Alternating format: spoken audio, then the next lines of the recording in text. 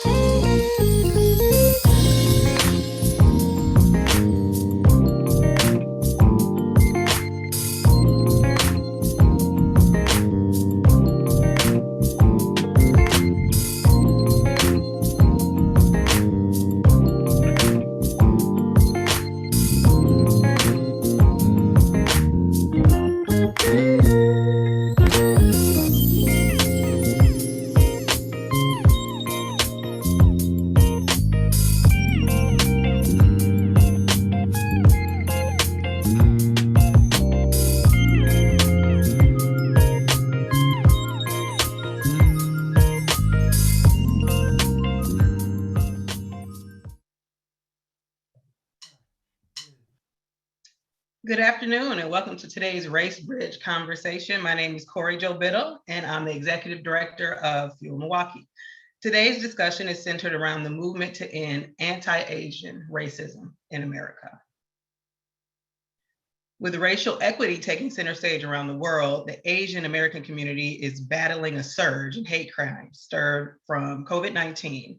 A recent report found that hate crimes against Asian Americans increased by nearly 150% in 2020. Meanwhile, hate crimes overall decreased by 7% in the same time period. Experts generally agree that the use of terms like Chinese virus and the Kung flu, which Donald Trump publicly said at a rally in June of last year, have come alongside and supported the rise in racist sentiment towards Asians. The peer-reviewed study I mentioned earlier, published by researchers at the University of California in San Francisco, found that the March 16, 2020 tweet from Donald Trump was directly responsible for a major increase in anti-Asian hashtags.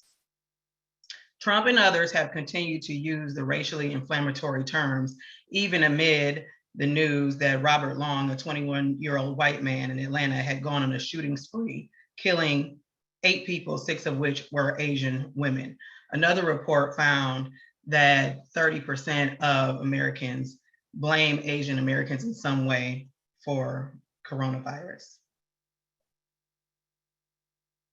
So following the shooting of Asian Americans in Atlanta and other hate crimes around the nation, local leaders came together outside of Milwaukee City Hall to mourn the victims and to call for action against racism and hate. People all over the nation are calling for an end to anti-Asian racism. And today's conversation is really just an extension of that fight. So we'll start by introducing our panelists and really get into this discussion. When I first had the idea to have this discussion, it was because it's completely in line with the spirit of Race Bridge and all of the conversations that we've been having since the killing of George Floyd last year. I reached out to my good friend Eric Kennedy many, many times while I was kind of putting together Race Bridge and developing these conversations. And I wanted to work with him on this conversation. So Eric, hey, thank you so much for being here. Hey, thank you so much for doing this. It goes to show the type of person that Corey Jo is, and she exemplifies and role models what is a change leader. And thank you for your advocacy and creating this awareness and highlighting and promoting the xenophobia, racism, and violence against Asian and AAPIs. So it's great to have you as a sister, but also a partner in crime and also in solidarity. So thank you. In solidarity, absolutely. Like, this is a conversation that we had to have, and it wouldn't be the same without Eric. We're close anyway, but I just know that he has his finger on the pulse of many different communities, and he's a bridge in so many different ways. And I just really wanted him to be a part of this. He actually put the panel together for me. So with that, Eric, go ahead and introduce the panelists, and then we'll jump right into the conversation. Go ahead, Eric. Yeah, awesome. Thank you, Corey Joe. So when you think about local AAPI leaders and Asian leaders, some of these leaders are truly inspiring to me, and just getting to know some of them within the last year, 2 years, or even the last couple of months is truly amazing. So here we have for you is Ron Kuramoto. So Ron, if I butchered your last name, I really do apologize. But he's the president of the Japanese American Citizens League, but also has ties to the Marquette Futures program as well. And if you're looking for one of the best local restaurants or food trucks in the area, check out Meat on the Street. And we have co-founder Alexa Alfaro, who also was recently recognized as a Milwaukee Business 40 Under 40. So congratulations again to Alexa. Edgar Lin, who is part of the Ahmed and Associates. And he's also a truly inspiring change leader for our community. Then we have Emily Tao from Communications and Metrics Manager for Visit Milwaukee. And if you're wanting a great workout class as well, check out Pure Bar with her as well. So perfect. Well, let's look at the whole group here. I'm going to stop sharing my screen. Hi, everyone. Okay, so the participants go right into the chat. Some of you have already started. Tell us what you're looking forward to from this conversation. And as we get started, the first time, our very first Race Bridge was, the first one was a diverse panel. The second was a panel of all African Americans. And one of the questions that I asked was for them to tell a story of the first time that they realized that their skin made them different somehow, or when they first felt othered in some way. I got a lot of feedback from people that had never heard those stories before, that it was really eye-opening. So I would like to start this conversation by just talking to you all about what it means to you to be an Asian American, and what makes you proud about that.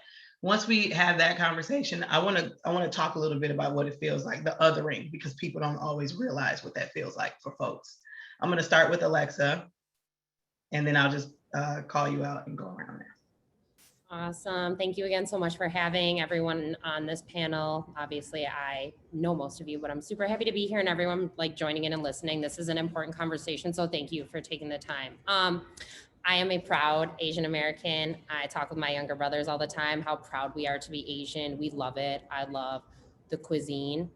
First and foremost, being a co-founder of a Filipino food business and AAPI business, the cuisine is huge to me. I also love to take the cuisine and expose people to different cultures through it too. That's also something that means a lot to me. What does it mean to me to be Asian American? I'm an American that has like Asian background. I don't know. For me, it's not anything different because it's what I grew up as. It's what I identify with. I'm also half Caucasian. My mom's Italian German. She's from Milwaukee. She's from Oak Creek. We grew up in the house next door to my like grandma basically, and it was my great grandma's house. So like I have like very solid roots in the Milwaukee area too. What makes me like what it means and what makes me proud are all wrapped into the culture through the cuisine. I love that, like for me and for our Filipino culture, especially, we're family centered, we're family centric. That is like huge Midwest values. I love that that all intertwines in, and it's something we've built our company off of too. And it's something that's just important to me. So being able to use food as a medium, expose culture, being able to share like things that are important in my family with other families, like all of that dynamic really plays in. And I think it makes me proud to like be able to represent our heritage in that way. That's wonderful. Ron, how about you?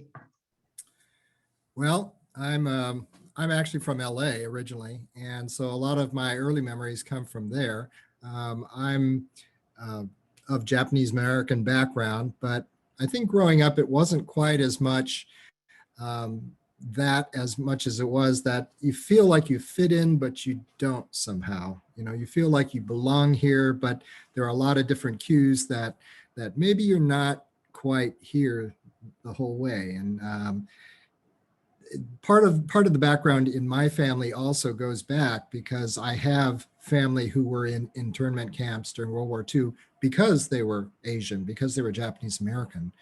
And I remember how relatives used to talk about that over family gatherings or something like that. They'd allude to camp.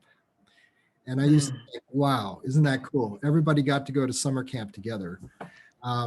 But that wasn't the case, actually. They did get to go together, but they weren't there for summer camp.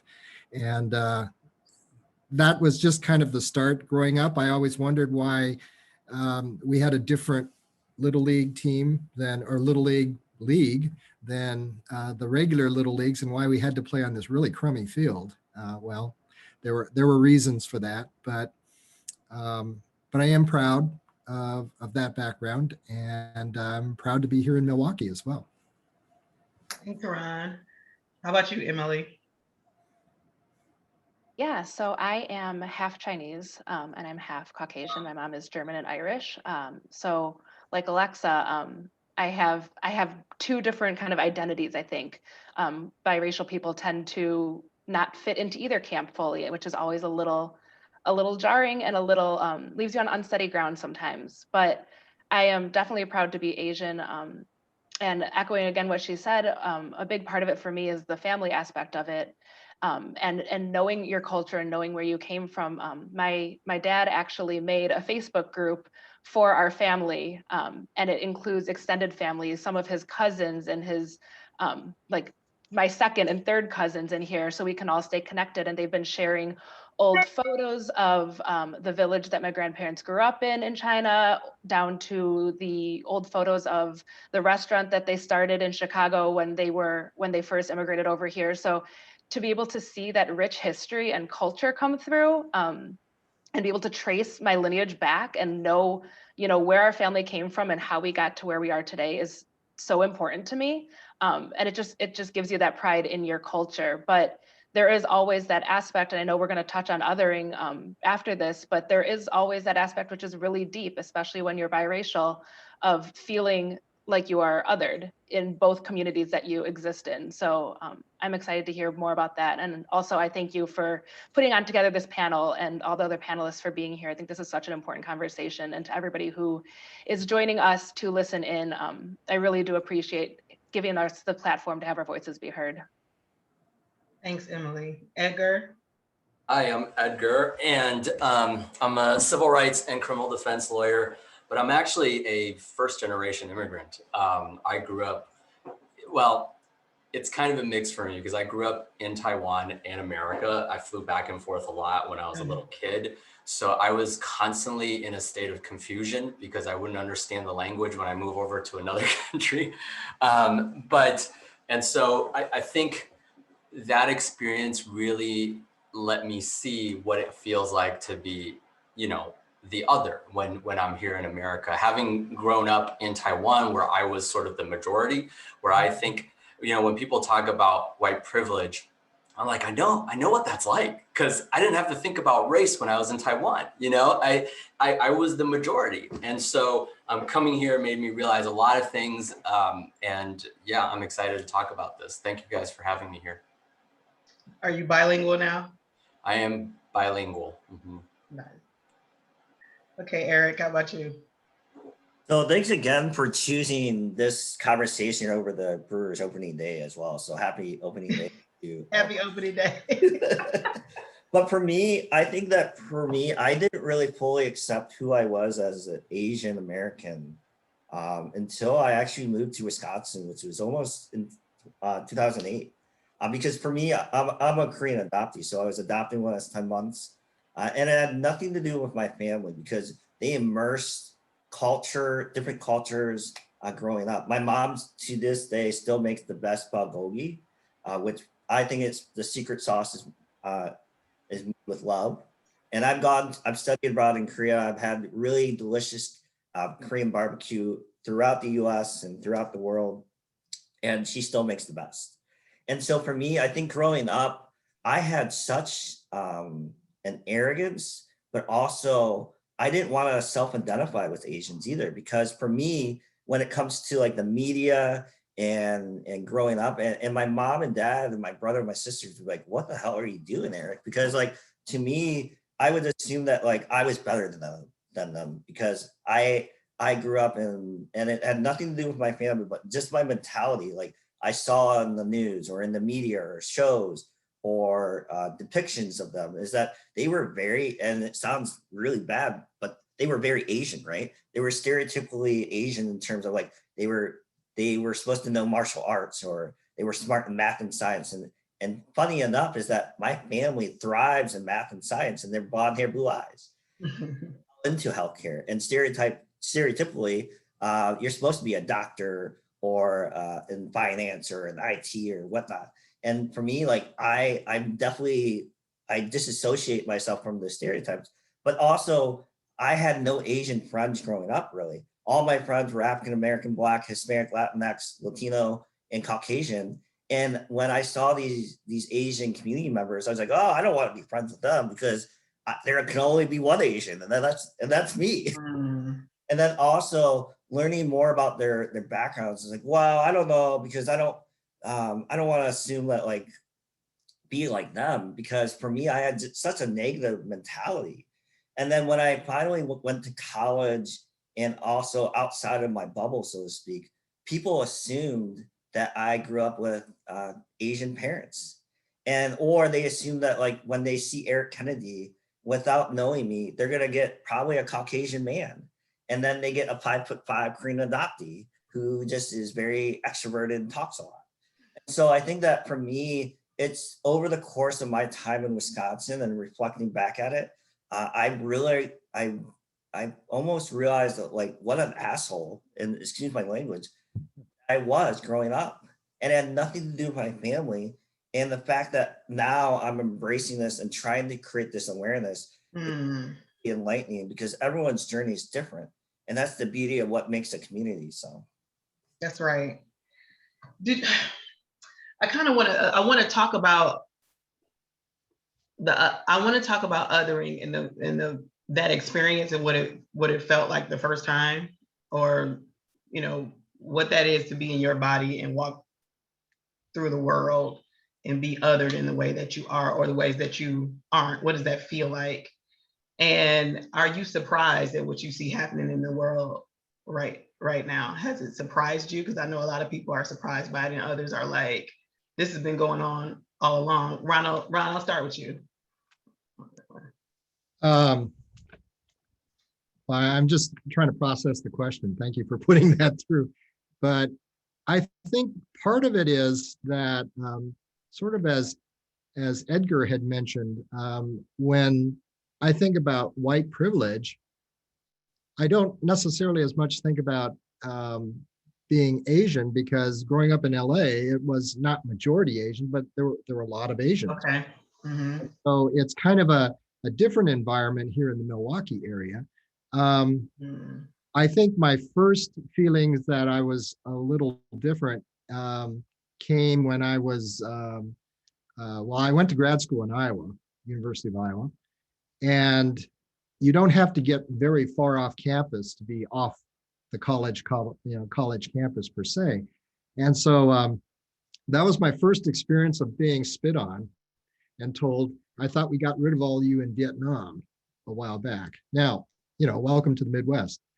But there's been things that are more subtle than that, and I can't say that incidents didn't happen beforehand, but that was kind of an awakening. That was kind of something that there is something different here. The other thing is that being from a bigger area, not just necessarily LA, I'm used to a diversity of Asian food being available. And of course, there's Alexa's place, which is great. You got to go there.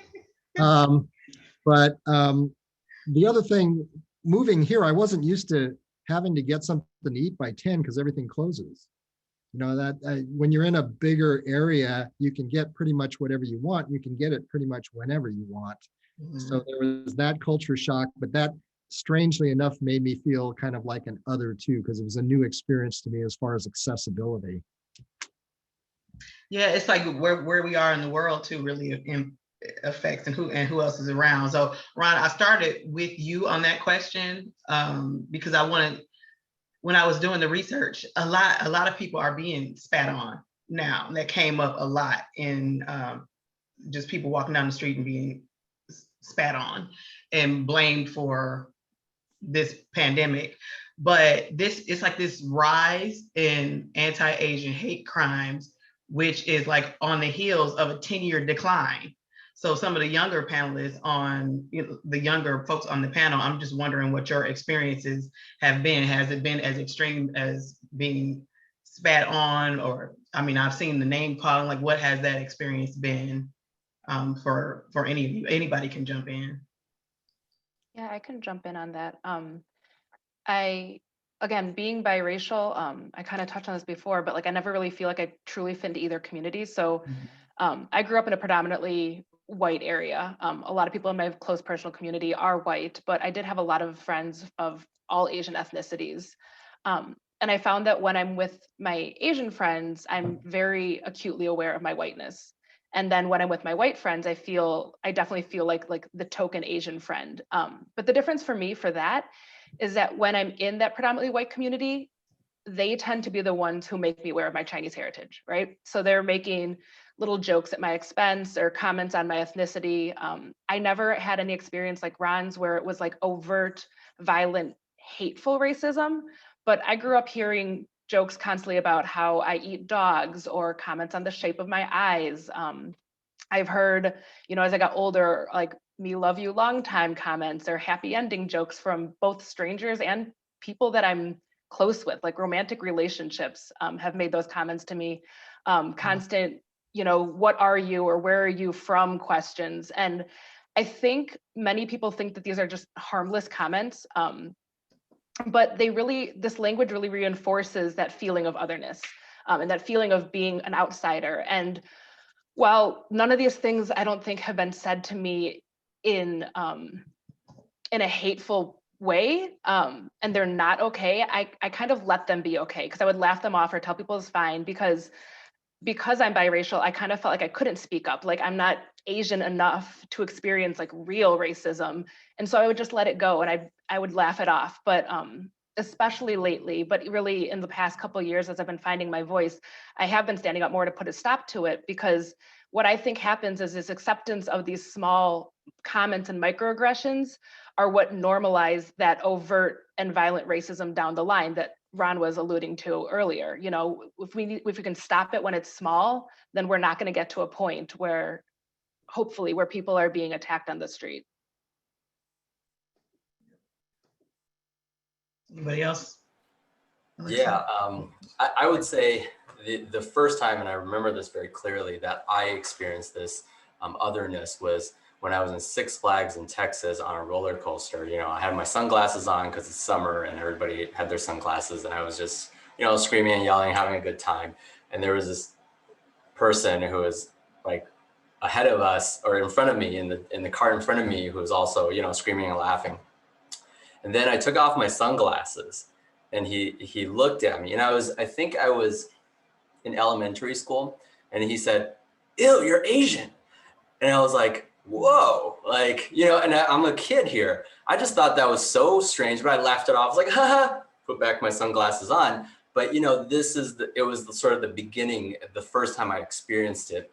In college, I had something that was similar to Ron. I didn't get spat on, but it was a person who essentially said, he tried to, it was a panhandler. He was asking for money. I didn't give him money. And then I just kept walking. And then he started saying, "You don't understand English, you FNC word," it just went off, a whole tirade. And I was like, wow, this is just incredible that this is still happening. And of course it's happening. We know it's happening. It's happening right now. And so that's my experiences when it comes to that. For me, I would say the first kind of moment I realized like I was othered was probably in third grade, because I got confused with the other non-Caucasian female in my class, and she was Black and I believe Dominican or Puerto Rican, but like we look nothing alike. Like that, you look at us, we look totally different, but like our classmates, our teachers, like they would call me Emily and they would call her Alexa, and we're like, no, you're looking for the other one. But like that became a very subconscious way where all of a sudden it was like weird. And much to like what Emily is saying, like I can never just say I'm white, even though I'm half white. Like that's a legitimate statement. I am not lying. I can never say I'm just white, because when you look at me, you're like, yeah, but you're something else. You're not just that, even though like that is a 50% identity for me. And I think then it becomes this other side where I know we as like millennials and younger talk about this, but like, how Asian are you? How Filipino are you? We're then like, I don't speak Tagalog. I wasn't born in the Philippines. Even though I own a small business, I put my community and my culture, my cuisine on the map as much as we can in so many different ways to like make our community proud. It still isn't enough for some individuals in our own community. So it is this like weird gray area where you're like, I'm not this, I'm not that. And I've constantly been fed this other narrative through these really small, minor things. My teacher one day stood up and was like, well, look at Alexa's hair, because they were talking about like history and hair and how it was different. And then, you know, they asked Emily to stand up, look at Emily's hair. And then they asked this other girl, like, I get what my teacher was doing, but yet again, othered us right in those moments. And when it starts at such a young age and you just keep hearing it, you start to feed into that narrative. Growing up, I liked being Filipino because I liked the food, but then that was it. I wanted nothing to do with the culture, the history. I didn't want to be Asian like that. Much like what, you know, Eric was echoing. I just like, it wasn't into the Asian thing. As I got older, that's when I really started to embrace it more. As far as am I surprised that these attacks happen? Like, no, because it happened with the Black community and has been happening with the Black community. It's happened with the Latinx, Hispanic community, continues to happen. Asians are no different. I know no matter how much we think like, oh, but we're different. Like, no, we're not different. We're still people of color. That's why every single Asian has always been asked, yeah, but where are you from? Like, I can't say Wisconsin.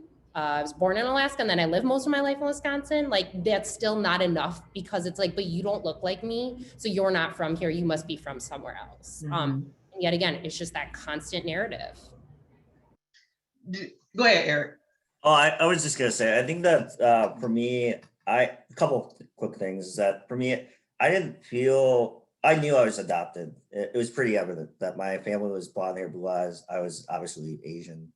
And so I really embraced that because I really love being a Korean adoptee. So there's a lot of layers to that, because especially when I studied abroad through an adoption program in Korea, is that my dad actually worked for a Korean company and he spoke pretty good Korean. And I was told during that time I was the worst language student ever. But there was a time when my dad was able to mix in a trip and we were able to experience Korea together for the last 2 weeks or a week anyways. And then there was a time when the cab driver was speaking to my dad or speaking to me, and then my dad had to speak up for me. And then I finally asked my dad, I was like, Dad, what did he say? And he's like, well, he wants to kind of know like why you're not Korean enough. And here me being like, oh my gosh, like I am Korean. And as Emily and Alexa kind of talked about, that's when I felt othered by another Asian, another Asian community member, right? I think the other thing that's going on recently is that I think the Asian community and AAPI community is just sick of it, right? I think that, and it's also very evident. Like, for example, what happened this past week, where a woman was visually attacked and you had 3 community members just kind of either capture it on video or just close the doors. Where's the humanity in that? And I think that also, we're not trying to say like, we're better than you or like our lives matter. No, not at all. As Corey Joe knows, is that we're fighting for social justice. We're fighting for social equity. We're fighting for social equality for our African-American and Black brothers and sisters, right? And I think that also someone like Corey Joe and others is that they're willing to advocate for us. They're willing to give us the platform now. They're willing to create the awareness. And for us, that's awesome because now we have a voice too. And I think that more and more people are sick of seeing people getting viciously attacked or spat on or condemned or negatively saying like, hey, this is like Alexa and I and Rod and Edgar and Emily and I are family.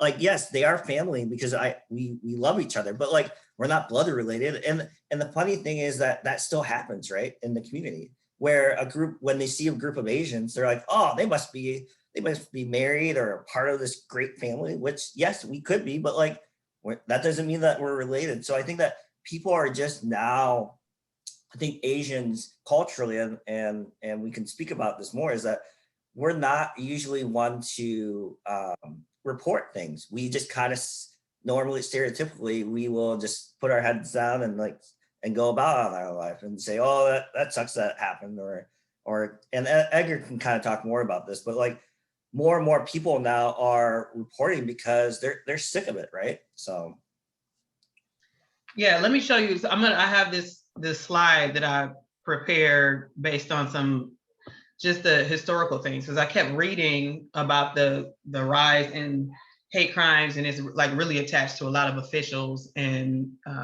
just comments that people are making. But the thing about xenophobia is that it's the more extreme version of othering, because I don't care how American you are or how long you've been here or how much red, white, and blue you wear, there's always some element of people that will look at your phenotype and say, you're not from here.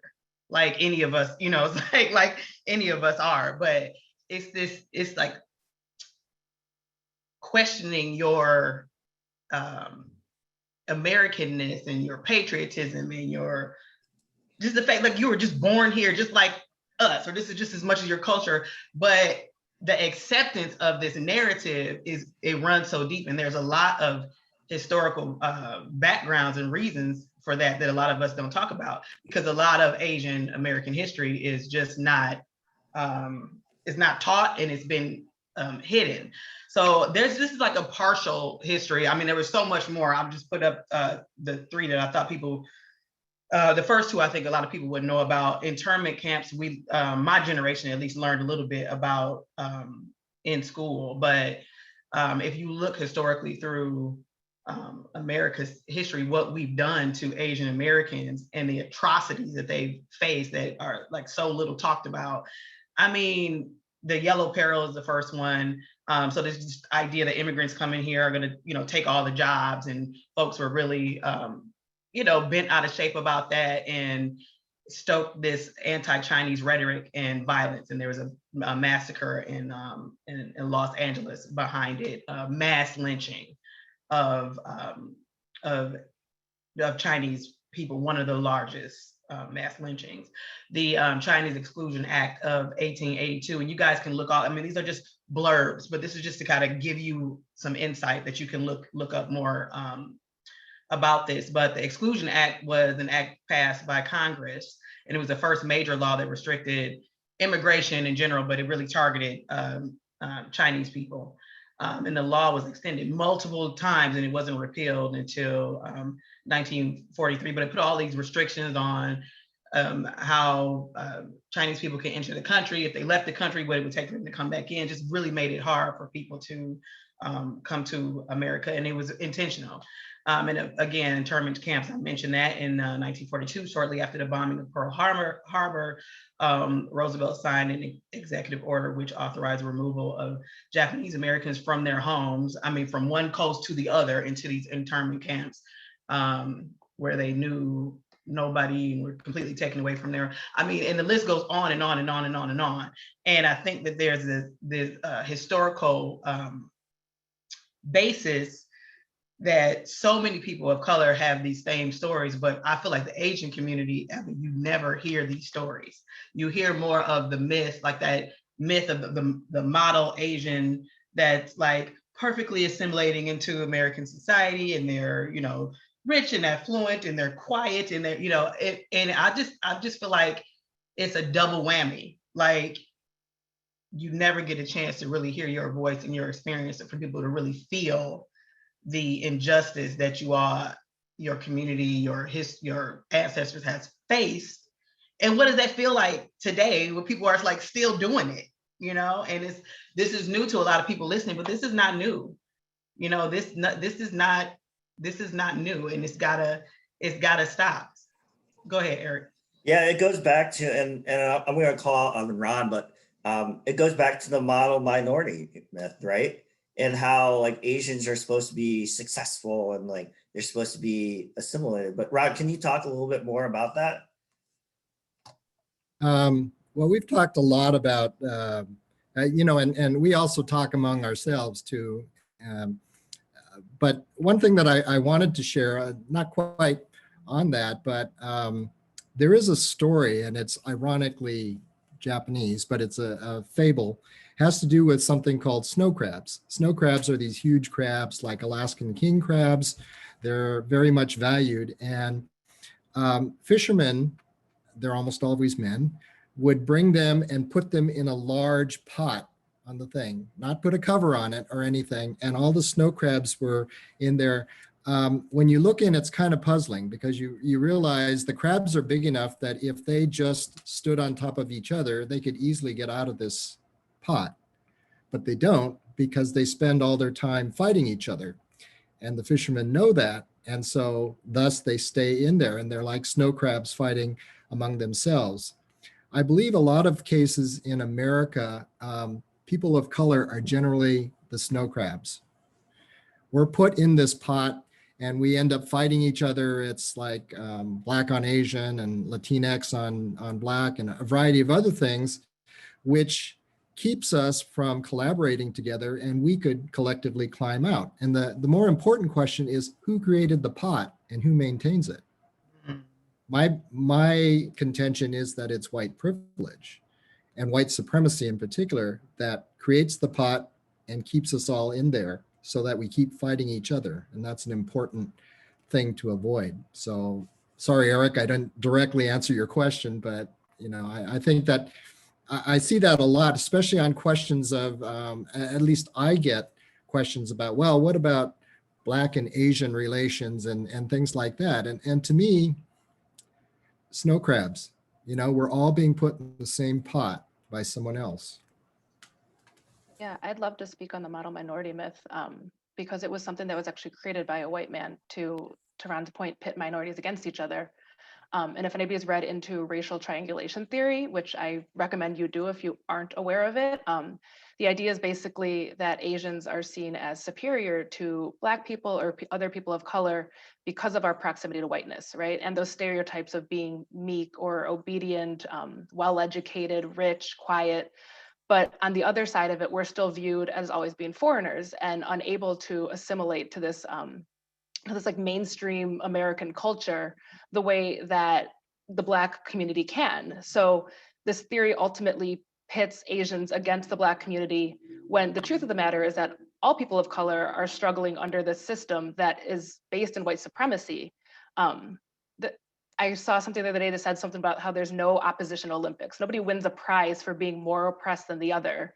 And I think if we realize, like the snow crab analogy, that we're all allies and not enemies, and realize that the system it's really just reducing race relations into this false hierarchy that doesn't actually exist, rather than allowing these unique experiences of both privilege and oppression that all people of color simultaneously experience. That's how we bridge those gaps between different people of color and different ethnicities, so we can overcome and be seen as allies rather than pitting against each other. Do you feel like you have more allies? Like, are you feeling more community between, or more bridges between people of color? Yes and no. I think last summer, when the BLM marches were going on throughout the country and across our city, I was out there marching multiple times and protesting with them, and they were so diversely attended and widespread. And a couple of weeks ago, when the AAPI Coalition of Wisconsin put together that rally and vigil at City Hall, I was looking around and there were quite a few people of many ethnicities, many diverse backgrounds there, but the attendance wasn't as wide as we saw for these protests last summer. And so I feel a diverse community coming behind the AAPI community, but I would love to see more people. I'd love to see more people coming to our support, because that's really what we need at this point. Mm-hmm. I think an illustration, I'm sorry, Alexa, did I cut you off?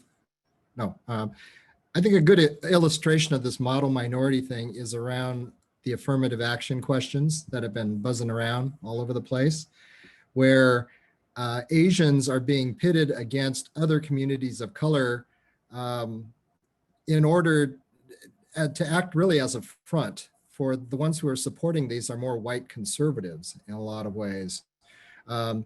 Asians are the model minority. They work hard, they go to school, they're clean, they're industrious, the whole bit. Why can't the rest of you be like Asians? Well, of course, if you're another community, you're going to resent that. And the fact is that you're actually watering down the quality of education if it's not diverse. If only a select few, a very narrow band are that's not education. That's memorization. Edgar, I have to ask you, what are you thinking right now? I know that's not one of the questions on the list, but I was just like, I want to know what he's thinking. I'm just thinking about how much I agree with what everybody is saying, and the fact that the model minority is actually this myth is extremely toxic. It's condescending, right? For so many groups and so many levels. It's like we're here and we want a prize. Oh wow, and are we a model minority only because we are not a group of people that really speaks up against the system, right? Is that why we're the models versus other things? Because we're not so much a model minority when there's a virus or when there's other things going on. Well, here we're going to put you in a camp, or here we're going to exclude your entire continent, or majority of the entire continent from coming to this country. So I think we're in a sense, it's just extremely condescending. It's used as a prop, and I agree with everyone. It's incredibly toxic. And you know what? It's something that we don't talk about, just in general. But people of color, I mean, I think we could probably have a whole different, and Eric, let's put that together. Have a whole different conversation with different people, because it is a real thing. And white supremacy is just the enemy of all of us, including white people. Alexa, were you going to say something? I was just like reading through the threads and people were like, I didn't know this. Like, what can I do to take action? Like, I am a leader of a majority, Caucasian staff. And for me, it's just like you have an Asian friend that you can go and talk to, but like every Asian out there has experienced that, where are you actually from? I would bet I'm going to bet all my money that, I'm an entrepreneur, so that goes up and down, but I'm going to bet that all Asian females have been sexualized at least once in their life by some type, most likely a white man, if I'm going to be 100% honest. And I think that that's crap. And I just like, if you're going to continue to sexualize Asian females, I ask that you find a female in your life that you love, because you need to like relate that, because I'm tired of it. We're tired of it. Like, I am so much more than like what you're trying to box me into. And that is very frustrating as a female and as an Asian, to constantly have to battle that from a very young age to even as an adult now. And it's like, I have hyper awareness around it too. So it's like, I feel very constricted. I feel like, should I do this? Should I not? Does this add to this? Does it not? And I'm not trying to do that. I want to organically be myself, but these things all penetrate these thoughts. So actionables that you can take away is like, one, the biggest thing is like, you have to be self-aware.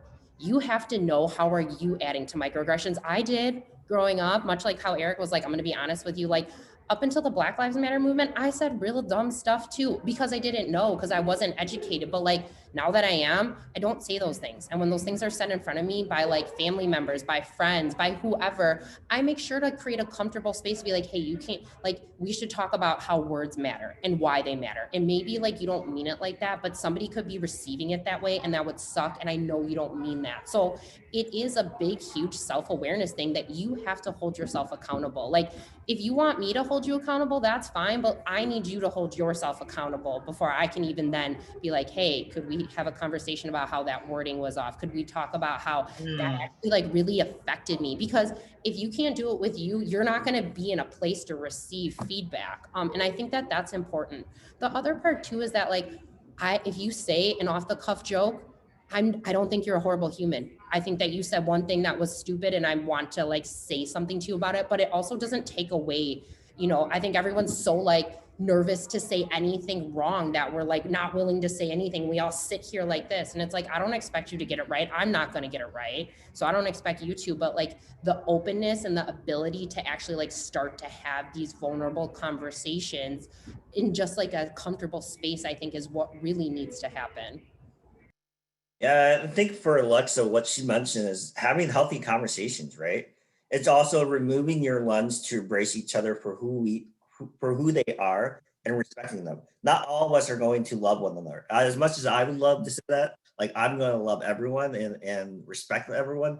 Unfortunately, that's not the case, and you're not going to be best friends. But I think that what you can do is have a healthy conversation, be open to transparency, and then also respect one another and say, you know what? We may not be best friends, but as a community member, I'm going to respect you and I'm going to respect your thoughts or your processes. But at the end of the day, we can still respect one another. I think that the other big thing is that the media over the course of the last couple of years has really given AAPIs and Asians a lift, right? Because now you're starting to see like Crazy Rich Asians, or for someone like me who loves romantic comedies and romantic movies, like seeing the movies like Photograph, Crazy Rich Asians, those are movies that you would never have seen within the last 10 years, right? An African American couple fall in love. That's pretty amazing. And it happens all the time. And to be able to watch that movie is pretty amazing. Watching Crazy Rich Asians and not have the stereotype that they're only know martial arts or they're kind of nerdy or like but being able, like, they're fashionable, they're beautiful people, they're funny, and not fitting those stereotypes. That's a great thing. So I think that the media has helped a little bit. I think having healthy conversations. I think, as Alexa mentioned, that what can we do as a community is stand up for one another. Don't be like those people that just kind of close the door and be like, well, that sucks for them, not for me though. But saying like, what can I do as a community member to educate my loved ones or my network? What can I do to be more self-aware? What can I do to hold each other accountable, but myself accountable? What can I do to remove my lens to embrace each other for who they are and not judge a book by its cover? That's what we're asking for. And I think that's what community is asking for, right? We just want to change. We want to reframe the narrative and see a better community. So. Absolutely. And then, oh, sorry, I'm going to jump in and say one thing. Like, no one much, I heard this when I was trying to understand binary pronouns better. And it was, none of us expect you to be an expert on this. We expect you to be open to it though, right? Like, you don't need to be the expert level, but like, we just need to be open. And that goes for like everyone in general. Like, I can't be an expert on Black history. I can't even be an expert on Asian history a lot of the times, or AAPI community history. But I need to be open to all of it. And I think that needs to be echoed too. 100% to that. Yeah, you don't need to be an expert. And the fact that everybody who's on this webinar today is here shows that you care enough that you are making that first step to try to learn, which is huge. That's important. That's what our community needs, is that support. And I think systemic change, if you really want to remove this anti-Asian or really any racism from our society, it always will start from within and changing your own behavior, recognizing your own unconscious biases, acknowledging your microaggressions. We all have to do it. You know, I mentioned earlier that like I just let people walk all over me and make jokes to me, and I let it slide because I figured it wasn't a big deal. Like, but having that moment of internalizing that and realizing, you know what, this is actually affecting me, then you change that behavior. Eric's mentioned a couple times that video of the Filipino woman in New York, and that video has just been playing on a loop in my head over the past week or so because the attack is horrific. But what gets me is the dehumanization of the fact that those security guards stood there and did nothing and then literally closed the door on her. And I think so many people claim that they're not racist because they would never attack somebody on the street like that. But it's not enough to not be the attacker, right? You need to not be that security guard either. You need to not just stand by while this happens. So if you truly want to end racism, you need to be stepping in and you need to be speaking up when you see it's happening. calling out those racist jokes when they happen, call out microaggressions when you see them, you know, physically step in the way if you see violence happening. There are a ton of harassment and bystander intervention trainings out there. If you don't know what to do, take that time, do that research, because if you're closing a door literally or figuratively on anybody who is struggling or in pain or hurting, that's not being an ally. And you can't claim that you're not racist if you are closing that door. So if you want to be a good ally and you want to actually help this movement, that's how we create that change, is by standing up with the community. Emily, since you mentioned New York, that actually brought up another aspect of what I was thinking. It's not just the actual crimes of violence and things, it's the threat of crimes and violence, just on the basis of being Asian. I have a friend who's Brazilian Japanese, and I happened to send her an email because of hearing all the things about how COVID's on the rise in Brazil. I wondered how her family was and things. And we were chatting. Her parents, who are older, actually live in New York now. Her father moved from Brazil and worked for the UN for a while, and she was born in Manhattan, so she's an American citizen.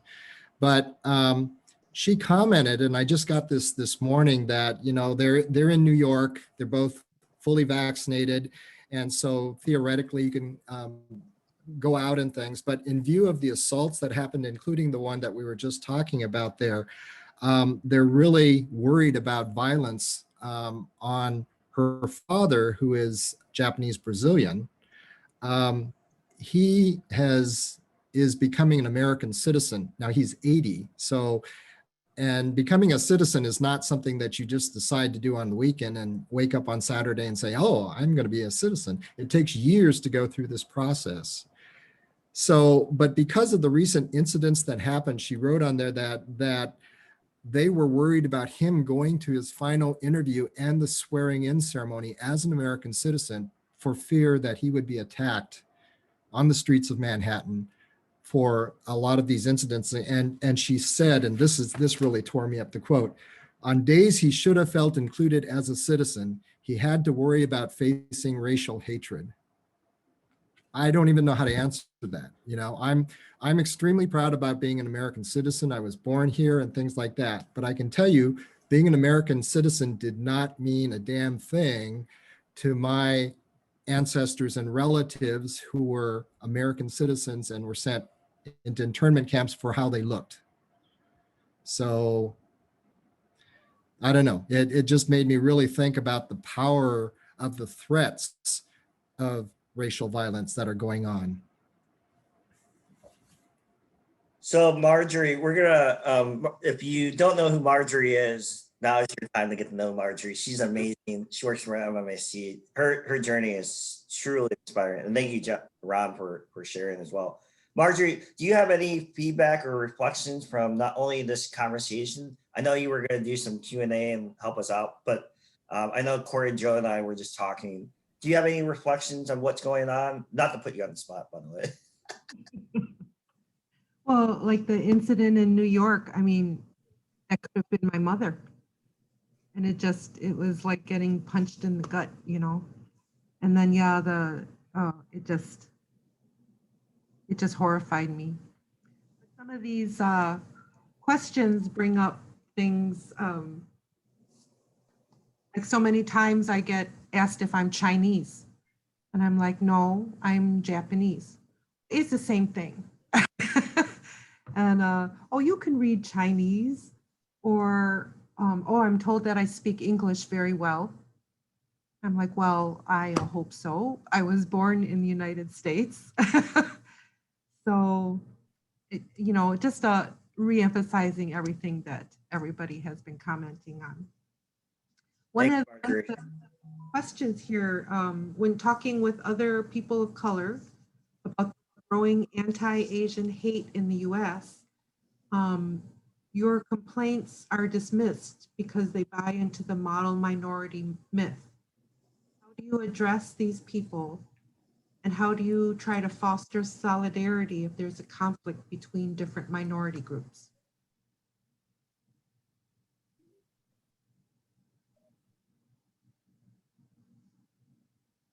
Does anyone want to take a stab at it and give like a 2-minute reflection? Because I know, I'm thinking Ron is going to. I kept Yeah. waiting for him to unmute. No. or Edgar, not to put you on the spot, not to put you on the spot. I'd rather hear what Edgar has to say. Me too. Oops. There was a little bit of audio that cut out, so can you maybe re-ask the question?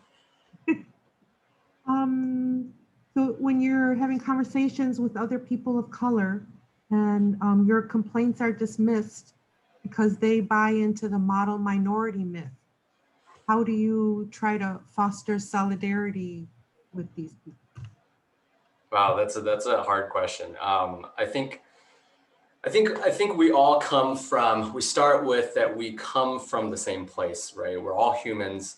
We acknowledge each other's humanity and we share our experiences. And I think they may be different, but they're not, that doesn't mean anyone's experience is more valid or less valid. They're different, but we're bonded by these experiences of the otherness. And so let's talk about that. And I think that's the starting place I would go with. You got to remember too that the fear is that there's a scarcity. I mean, that's what white supremacy does, right? It makes people of color feel there's only room for so many of us, and there's only space for people's hearts to expand for so many of our stories and our rallies, and so that's what's really, there's a fear there more so than really believing the minority myth.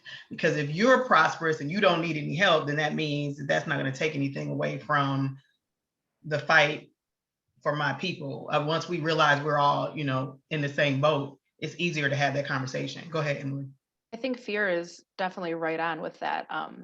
Fear is such a driving motivator for a lot of anger and violence. People lash out against things that they're afraid of.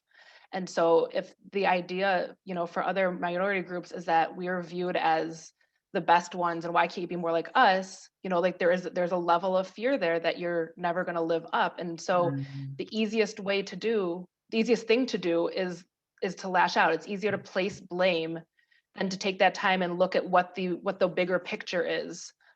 So that would be my advice, is to just take that time, be introspective and educate yourself for the entire system that we're living under, and realizing where that blame is misplaced, and what the motivating emotion behind it is. Margie, do you have one more as we close here? Marjorie? The big thing, I guess, is people are wanting some kind of action. And what can they walk away from here with actions to do behaviors? Yeah, are there organizations we can support, things we can do? Go ahead, Ron. I think learning more about the other, I can't help but think that what we're talking about is, we're not talking about pitting one group against another. We're actually talking about violence. Violence against others is violence, no matter who does it. And it just sort of deflects the thing if you say, well, it's because these people are more prone to violence, these people are prone to be victims, this and this and this. The bottom line is violence, especially against women. No people should be subject to that. No women should be subject to that at all, regardless. But I would ask, just as an example maybe of kind of inherent fear, and I would ask my fellow panelists on this, for those of you who haven't seen Minari, the film that's up for Best Picture about Korean immigrants in Arkansas, can you truly as an Asian watch that and not be fearful that all of a sudden there's going to be Klan members coming out of the bushes and things like that, because this is Arkansas? I mean, I was pleasantly surprised that nothing bad happened to the Korean immigrants in Arkansas throughout the whole film. And I think, to me, in thinking about it, that was just implicit because of what we as Asians are always fearful of, what might happen, of other stereotypes too. So it's a great film, watch it anyway, but think about that when you do watch it. I'm gonna put a link in the chat to a review about the movie so people can follow that and learn about the movie. Okay, Eric, were you gonna say something? No, I was good. I know we want to be respectful of everyone's time, so. Yeah, so I'll let you have the last word. So me? Yep. Oh, so I think that goes back to action items, right? I think that we can all agree, my fellow panelists and friends and family can all agree that speak up for others when you see something that's not jiving or it's not what you would do. Help empower others, help lift each other's voices. Also be self-aware is what we talked about, right? Also ask questions, but also don't be coming from a negative or don't be negative about it. Just be like, hey, I saw that you made this great dish, or you're wearing this, you're rocking out this great outfit. Can you tell me more about it? Or when you're asking someone about their heritage, maybe saying, hey, I noticed you're Asian. I was wondering where your heritage is from, right? Just asking healthy, meaningful, and purposeful questions. Mm-hmm. Be intentional, be genuine, speak up for others, be self-aware. Also, different organizations that you can support, especially in Wisconsin, greater Milwaukee area, is AAPI Coalition of Wisconsin, the Hmong Chamber of Wisconsin. There's a lot of different organizations that we can help you, but also reaching out to the Stop Hate Asian hashtag organization. But there's a lot of things that we can do as a community together by speaking up for one another, empowering one another, being self-aware, and not judging a book by its cover. So removing your lens to embrace each other for who they are and really loving them and respecting them for who they are and respecting everyone's journey. And That's perfect. go hit up Meat on the Street today. Meat on the street. Finding local Asian establishments. We as restaurant owners really appreciate that. This has been amazing. We're getting a lot of love notes already in the chat. So panelists, please go in there and see people are really thanking you for your transparency and your perspective and just taking the time to talk to us all about this. Ron, thank you so much for being here. Emily, Alexa, Edgar, and of course, Eric, thank you for helping me put this together. So I'm encouraging the attendees that are still here to go into the chat and share the love notes. And the fuelers who know me know that I like to end the webinar with a good video, right? And this video is something, Eric, you liked it on my Facebook page. It really moved me, and I'm going to share it in just a second. We are at past time. So panelists and attendees, if you need to hop off, feel free to do that. If you have a little bit of time and you want to watch this short video, it's about 4 minutes, then you can hang with me and do that. Again, I want to thank the panelists, all the attendees. We had over 400 people register for this conversation. There's probably at least 1,000 people on Facebook going to at least look at some moments of it. And over 200 of you were here with us live. So this conversation was important to me, but obviously to you too. So thanks to all of you. And thanks to Marjorie, my for always holding us down with the Q&A.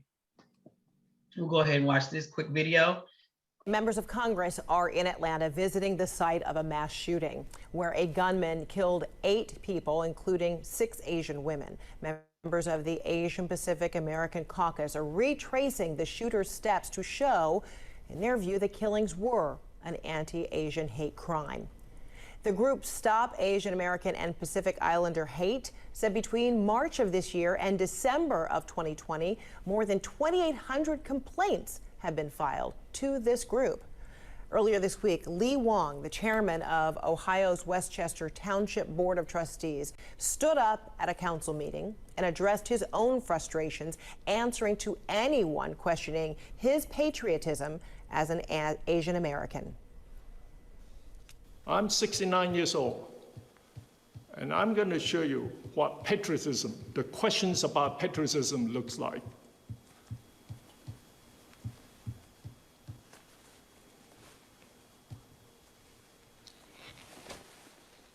Here is my proof. This is sustained through my service in the US military. Now, is this patriot enough? I'm not ashamed to walk around anymore. Before I felt inhibited. People look at me strange and dare to question me, my loyalty to this country. I don't look American enough. Now, last I read the US Constitution, we the people, we are all the same. We are equal. Not this, you are more superior, you are not. Lee Wong joining me right now. Mr. Wong, I mean, what compelled you to do that? I'm going to share this link, so if you want to continue to watch that, that really moved me, and especially his statement. And when he got done talking, he got up and walked off. He said, "That's all I got to say." And it shook me to my core. It was powerful. It was really powerful. So we'll leave you with that. I'll leave the link in case you guys want to follow it. And thank you all. Thanks to panelists. Again, I hope you got a chance to look at your love notes. And I can't tell you how much I appreciate you all being here. Thank you. Thank you. Thank you, everyone. Stay safe and get vaccinated, everyone. We're close to community immunity. That's right.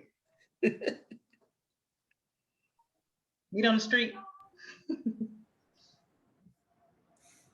I'm going to save these comments and send them to you guys. Awesome. Thanks again, Corey Joe. Bye. Bye. Let me know if you need anything as well. Yeah, we got to put together this. We'll put together another conversation Yeah. with different people of color. That'll be really good. Yeah. I'll have to put you, Malika and Olivier live in France, right? Mhm. I'm sure your daughter and your son would love listening to them immediately. Yeah. We'll do that soon. Yeah. Yeah. So let me know when. Okay. We'll connect soon. Awesome. Good seeing Thanks you. again, my Thanks for doing this. friend. You're the best. You too. All right. Bye. Bye-bye. Bye, guys.